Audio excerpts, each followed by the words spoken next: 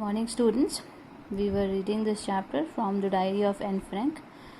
We have read so far that Anne is now taking the diary as her very best friend, and he has also named her Kitty. And she told us about herself that she do not have a real friend or a best friend with whom she can share every secret of her life. She do have friends, she do have a big family, everything is there, but there was not a person in whom she can confide into and she can share any secret of her life. So that's how she wants to treat her diary, like that.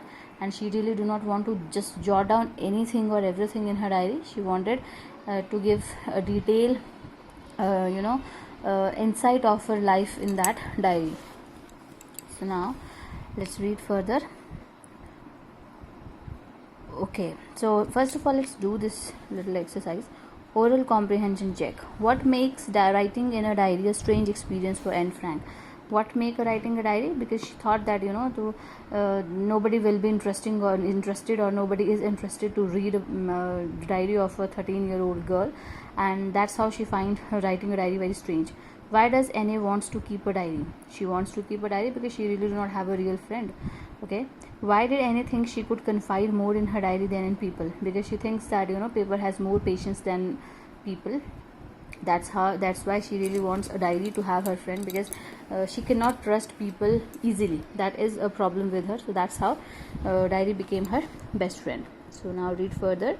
Since no one would understand a word of my diaries, a word of my stories to Kitty, if I were to plunge right in, I would better provide a brief sketch of my life, much as I dislike doing so. So she is saying that because nobody is going to understand the world of my stories if I did not authenticize this. And to give authentication to her story, she is going to tell everything. She is going to write everything about her life, or it is kind of a brief sketch of her life, but she dislikes to do that. She really dislikes to talk about her life, but she has to do it because she really wants a diary to know everything about her. So then, my father, the most adorable father I have ever seen, didn't marry my mother until he was 36 and she was 25.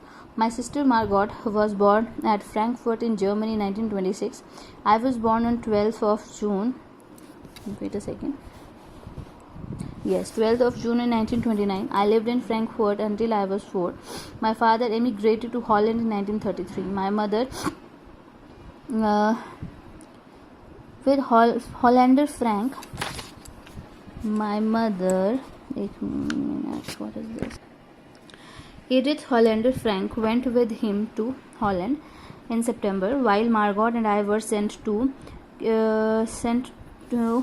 where this place is, sent to Aachen to stay with our grandmother. Margot went to Holland in December and I followed in February, when I was plunked down on the table as a birthday present for Margot.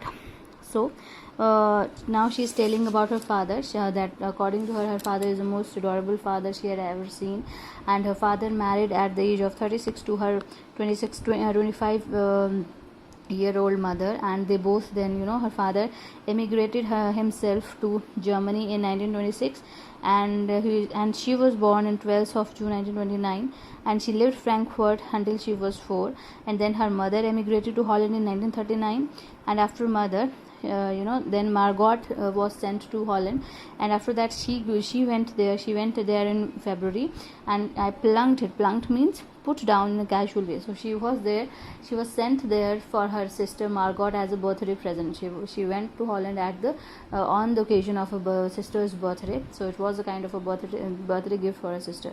So that's how they all of the family got emigrated to Holland gradually. And then I started right away at the Montessori nursery school.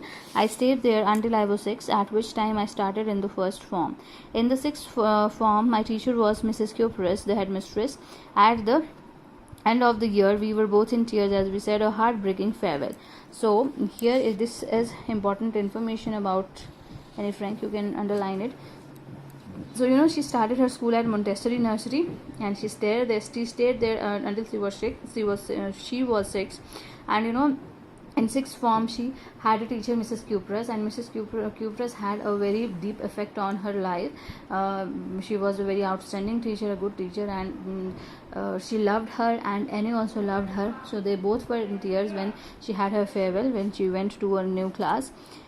And then in summer of 1941, Grandma fell in and had to have an operation. So my birthday passed away with the little celebration. So what happened, her birthday was in 1941, but her grandmother was very ill and she had to undergo through operation. So that's how her birthday was not a big celebration, it was just a little of celebration. And grandma died in January 1942. No one knows how often I think of her and still love her. This birthday celebration in 1942 was intended to make it for the other, and grandma's candle was it along with the rest. So her grandmother died in 1942. She was also very close to her grandmother. She loved her grandmother very much, and she used to miss her very much, and she used to cry by missing her.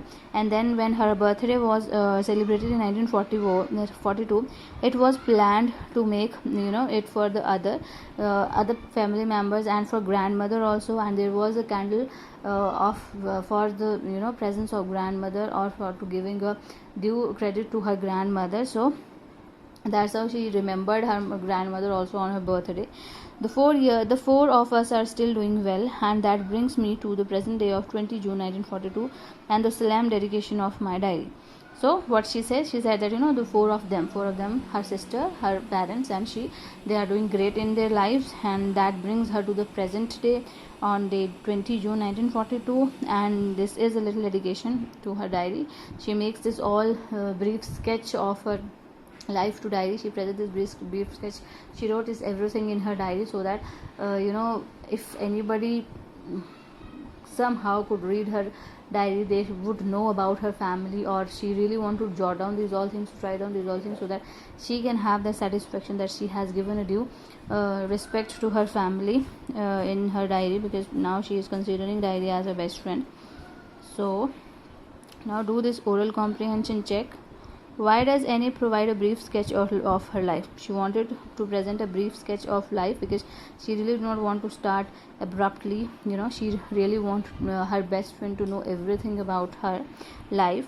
What tells you that Annie loved her grandmother? It tells that she missed her grandmother so much, and she had a candle of grandmothers in the memory of grandmothers on her next birthday. That shows that she loves her grandmother so much. So read your chapter till here, read it very carefully. Okay, if you have any difficult words, you can look after the meanings in the dictionary.